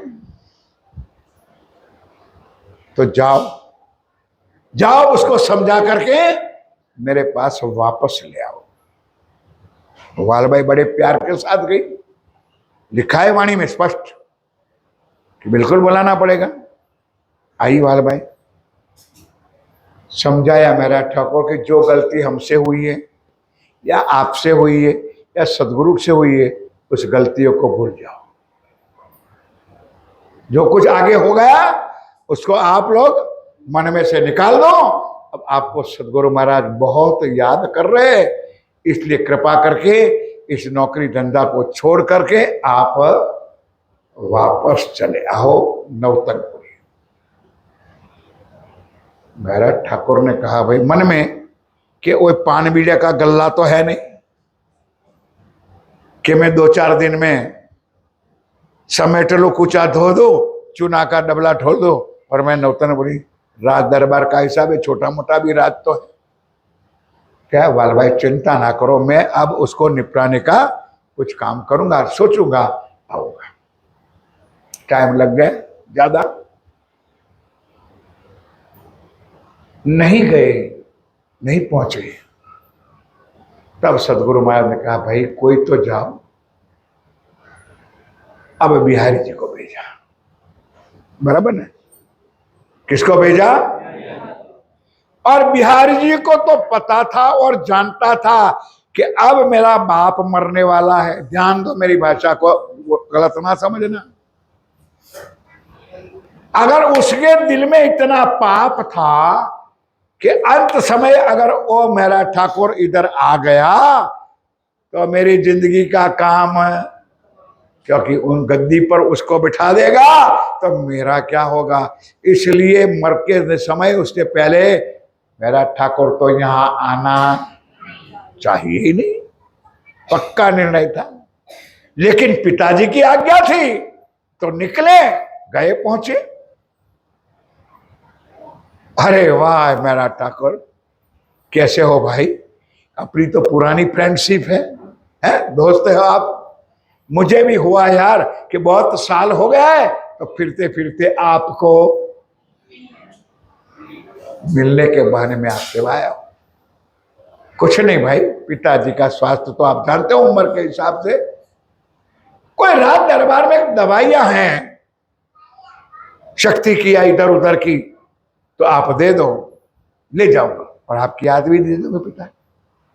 मेरा ठाकुर सारी चीज समझते थे, अंदर से दवाइयां ले आया, कुछ रात दरबार में जो भी थी वो देकर के दे ले गए। देवचंद जी ने पूछा, भाई क्या हुआ? क्या कहूं मेरे पिताजी, ये दवाइयां उन्होंने दी है, और उन्होंने कहा मेरा नाम ना देना, मैं नवतनपुरी आने का नाम नहीं देता। झूठ। मैंने बहुत समझाया पिताजी, समझने के लिए तैयार नहीं है, झूठ। अब देवचंद जी का मन माने नहीं। थोड़े दिन और भी बीत गए। तीसरी बार बिहारी जी को दोबारा भेजा, गया, और कहते उसी टाइम पे, ऐसी टाइम पे झूठ बोलने कि अंबर कस्तूरी दे दो, रात दरबार में है, पिताजी को चाहिए। मेरा ठाकुर ने निकाल के अंबर कस्तूरी भी दे दी, वो भी लेके गए। वो भी झूठ जाके, पिताजी मैंने बहुत समझाया, नहीं आया। अब चौथी बार वालबाई को भेजा, वालबाई चली जा।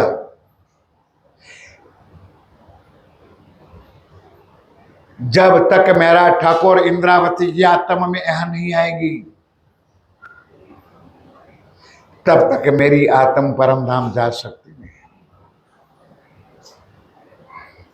धाम दरवाजे में ना बैठ सकूं, इंद्रावती ठाड़ी करे रुदन। उनकी आत्मा रो रही है और मुझे उनके दिल में बैठना है, और जब तक मेरे पास नहीं आएगी तब तक मैं भी परम धाम जा सकता। तू जा, समझा के ले आ। भागी भागी वालाबाई पहुंची, थोड़ा डट के पहुंची और डांट दिया मेरा ठाकुर। क्या हो गया भाई? एक बार, दो बार, तीन बार, चार बार तुझे बुलावा आया और तू आ नहीं रहा, क्या हो गया तुझे? भाई अधिकार था भूपी का। उन्होंने कहा, भाई वालबाई धीरज रखो, मुझे बुलाने का सूचना दी नहीं, और दवाई मांगी, मैंने दवाई दिया। अंबर कस्तूरी मांगी, अंबर कस्तूरी दे दी। मुझे कभी भी बिहार जी ने नहीं कहा है कि पिताजी बुला रहे हैं, आपको याद कर रहे। कैसा कि हाँ बिल्कुल, चलो भाई कुछ नहीं, मेरा ठाकुर भूल जाओ, अब मैं आई हूं, अब सत्वरे के बस वालाबाई पहुंचो जामनगर, मैं आपके पीछे।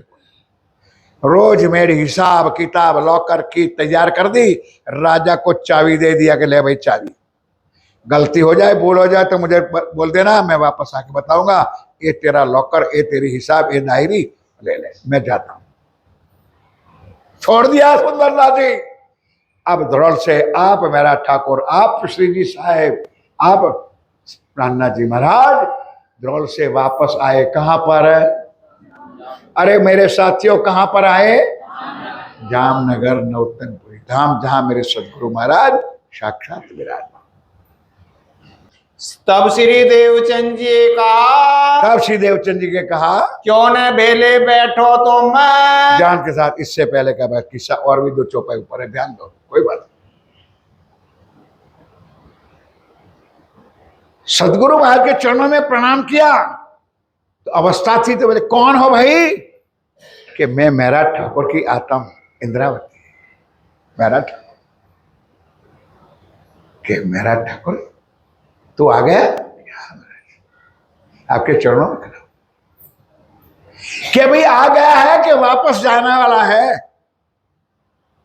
कि सारा काम छोड़ करके आया है कि अभी वापस जाना है? कि नहीं महाराज, आपके चरणों में सदा के लिए आ चुका हूं। बड़ी कृपा। हाँ, पूरा आश्वासन दिया, बात किया। और उनके दिल में जो भाव था कि एक दोनों के अंदर बीच में एक तराड़ है, बिहारी जी को और महाराज ठाकुर सदगुरु महाराज समझते थे। इसलिए भाई उन्होंने एक इलाज किया। अपने रिवाज है, अपने गांव में, अपने परिवारों में भी रिवाज है। 2 भाइयों का कुछ खटराग होता है तो पंच वाला आते हैं, भाई चलो चाय पानी करवा दो, दोनों को बिठा करके। होता है कि नहीं होता है भाई? मिल मिलाप कराने लेके सतगुरु महाराज ने सोचा कि भाई उनका भी मिलाप करा दो, तो थाली भर करके खिचड़ी बनाया तो कुछ बन गया होगा। अब सतगुरु महाराज ने हुक्म किया, भाई आज आप दोनों बैठ करके एक साथ में भेले एक थाली में प्रसाद लो, भोजन करो। अब वो तो अवस्था में थे सदगुरु महाराज, लेकिन बिहारी जी महाराज ने अंदर से गुस्सा था कि पिताजी देख, सुनते तो है, कहते नहीं है, मैं नहीं बैठूंगा। अब महाराज ठाकुर ने कहा, भाई मुझे कोई दिल में कुछ तेरे प्रति कुछ है नहीं, पिताजी को मान रखने के लिए, पिताजी का सम्मान रखने के लिए आप आ जाओ, मेरे साथ बैठ जाओ, अपने भेले बैठे, अपने कौन सा दुश्मनी है, जो भी हो गया बोल गया। नहीं बैठे, मूल वितक में नहीं है मेरे साथियों, इसलिए मैं क्षमा भी चाहता हूं। लेकिन हकीकत है कि बार बार कहने पर अब बिहारी जी महाराज बैठ तो गया, लेकिन उन्होंने थाली में उंगली लगा दी। बोलो श्री हिंदुस्तान पाकिस्तान अलग नहीं समझोगे आप लोग। थाली के बीच में खिचड़ी में लाइन लगा दी कि एक भाग तेरा और एक भाग मेरा, एक नस्ली का और एक नजरी का। निपटा लिया, कब हो गया। अब वहां से लेकर 22 दिन श्री जी महाराज यानी महाराज ठाकुर सदगुरु के चरणों में रहे, और आगे जो जागने की पूरी लीला होने वाली थी, वो पूरी लीला के बातें उन्होंने बताई। ये चौपाई अब आगे चलाओ, 2-4 चौपाई चलाओ। साथ को इन समय, साथ को इन समय कछु नहीं पहचान, कछु नहीं पहचाना, धाम नाता किने ना देखा, किसी को पता नहीं था कि परमधाम की लीला क्या है, परमधाम का संबंध क्या है। अपने ठोरी आई मान, चलो आगे। ये आज्ञा यो ही आती, यह आज्ञा यही थी। सुंदर सा जी वही था कि जब तक तुम्हारे भाग्य में नहीं होता है, तब तक ये धनी का सुख तुमको मिल सकता नहीं है। लिखा लो महफूज में, ये बात महफूज में मतलब कुरान पुराणों में ये सारी बातें लिखी हुई है। बात जो इस्लाम की, ये निजानंद संप्रदाय की बातें, ये होने वाला है। ये सारी बातें पहले से ग्रंथों में लिखी हुई है। 22 दिन बैठे, सारी बातें कर दी। अब महाराज ठाकुर अपने घर, अपना घर तो था, वहां चले गए। तो बिहारी जी महाराज ने सूचना भी नहीं दी। बार बार कहते रहे सतगुरु महाराज, ओ भाई मैं इंद्रावती की आत्म में अंदर नहीं छे, परमधाम में कैसे ठाड़ी करे रुदन वाली चौपाई मैंने बताई। और हुआ वो कि 1712 में कौन सा महीना था? कौन सा महीना था? कोई बोलोगे तो मैं मानू भाई, नहीं किसी को पता नहीं है। भादो का महीना था, चतुर्दशी थी, 14 का दिन था और धनीधाम के दुल्हाने अंतर्ध्यान हो गए। बोलो श्री प्राणनाथ। अब बात इसमें तो है नहीं और हमारे पास 2-3 भी तक और भी है जो रखे गुजरात में, हम अवश्य गाते हैं। समझ में आए ना आए अलग बात है, लेकिन सुन। सजनी शू कहूं रे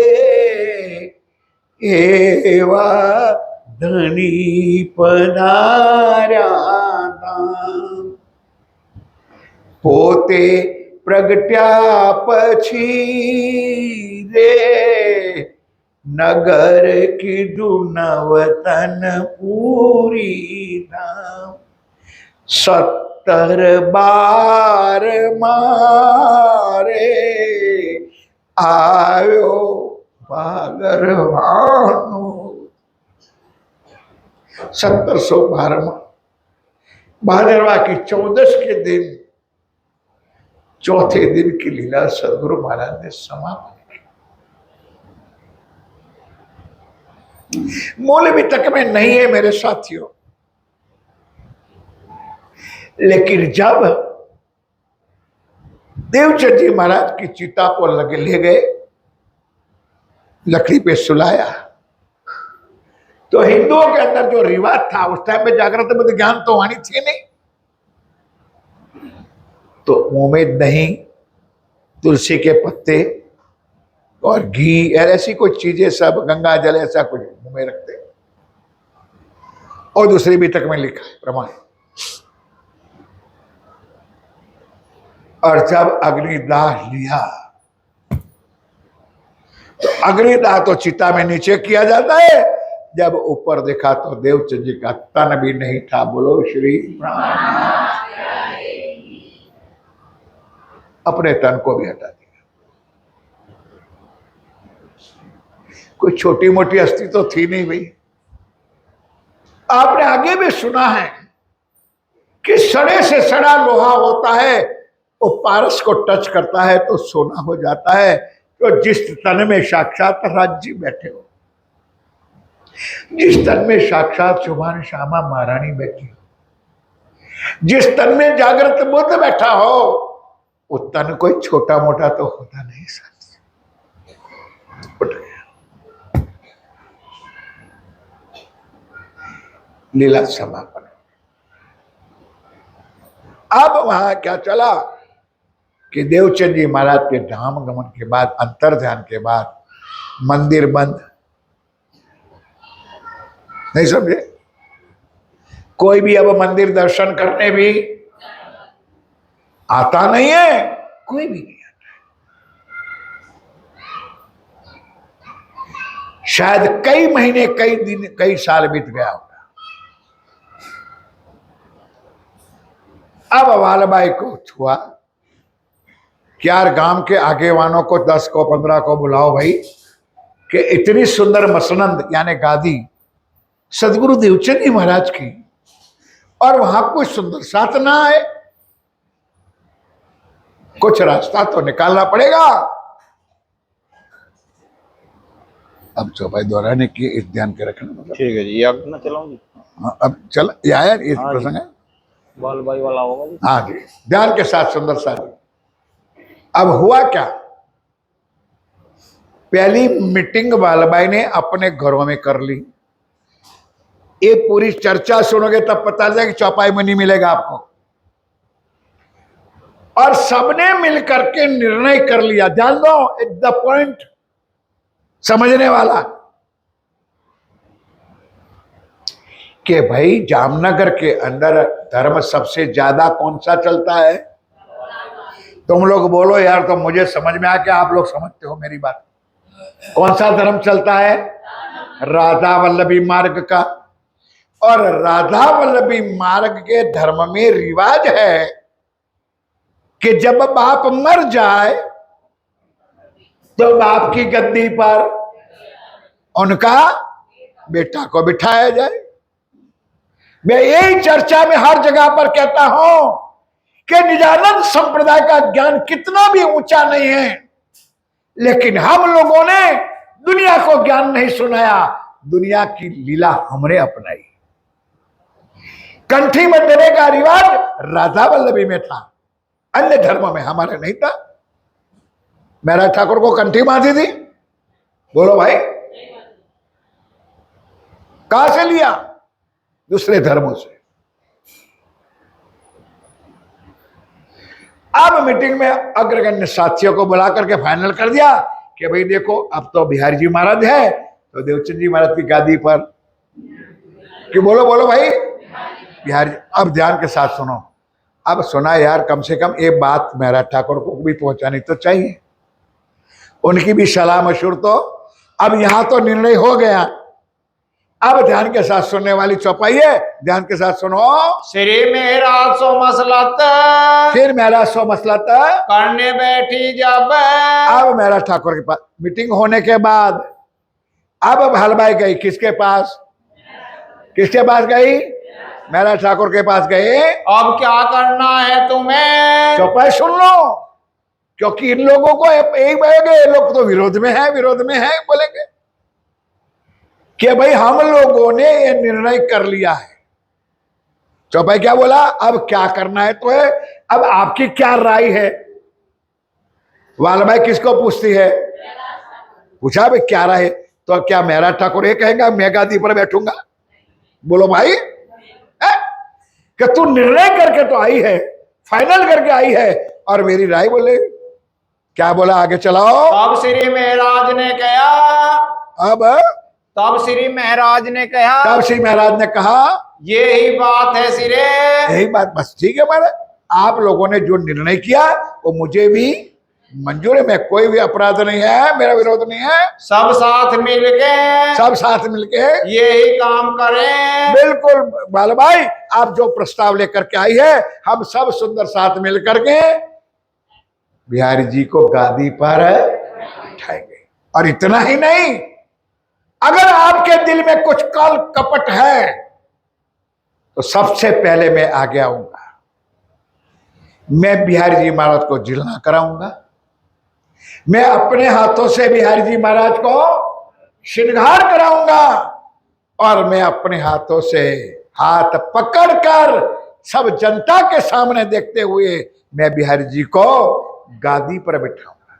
इतना ही नहीं वाला भाई, सारा समाज देखता होगा, और सबसे पहले मैं आके उनके चरणों में दंडवत प्रणाम भी करूंगा, ताकि आने वाली जनता को कोई दिल में शक ना रहे। शाबाश मेरा ठाकुर, क्योंकि ये तो उनको चाहिए था। जाके खुश होके वालबाई घर पे गई कि हमारा सक्सेसफुल जो प्लान था हमारा फाइनल होगा, कि मेरा ठाकुर बिल्कुल तैयार है। समय दिन देख के, समय दिन देख के पहुंचे उस कामों पर। चलो नक्की कर लिया कि किस दिन अब उनको गादी पर बिठाना है। आए के बिहारी जी को, आए के बिहारी जी को बैठाए ऊपर मसनंद। बोलो श्री नाथ प्यारे। सब ने मिलकर निर्णय कर लिया ना, उसी दिन निर्णय कर लिया, उसी दिन ला करके मेरा बिहारी जी महाराज को मसलन गादी पर बिठा दिया। कदमों ला के बैठे, चरणों में सबने दंडवत प्रणाम भी कर दिया। फिर घर में भया आनंद। अब तो वाल भाई खुश के हमारी प्लान सक्सेस हो गई। अब तो हमारे गुरु कौन बन गया? बोलो भाई, किसको बनाना है? सब तैयार हो जाओ, हमारा गुरु बिहारी जी महाराज है। श्री महामती कहे ये सैयनो, आप बड़ी मत के धनी दाम के दुल्हा पी प्राणनाथ जी महाराज कहते हो मेरे प्यारे साथियों, ये बसरूम लीला शुरू हुई। अब आगे क्या लीला होती है वो कल ठीक 3 बजे। अब ध्यान के साथ सुनो। ये भी तक पूरी नौतन, ये बीतक पूरी श्री नौतनपुरी धाम की ये बीतक है। आज गादी पर घर में जाके लड्डू पेड़ा बनाना। आज नहीं समझे? आज हमारी संप्रदाय की गादी शुरू है, गए बिहारी जी वहां गादी पर बिठाया है, कम से कम बच्चे तो कर लिया ना हमारे लिए। आज मिठाई उड़ा है, बड़ी खुशियां मनाना। आज मेरे नामधनी बैठ गए हैं, अब आगे की कहो, अब आगे की कहो। याद करो मोमिन, याद करो मोमिन, श्री महामत गए ये सैयनो, श्री मामत गए सैयनो, ए भी तक पूरी नौतन, ए भी तक पूरी नवतान। अब आगे की कहूँ, अब आगे की कहो। याद करो मोमिन, याद करो मोमिन, याद करो मोमिन। बोलो श्री श्री, प्राणनाथ बोलो श्री निजानंद स्वामी की, बोलो श्री सतगुरु समस्त सुंदर श्री पांच पद्मावती पुरी, श्री बाईजुराज महारानी जो की जय। बुंदेलखंड नरवीर के श्री महाराजा छत्रसाल जो की जय। ऊपर उठाओ, बोल बोल अन्य वाले प्रणाम। लो भाई।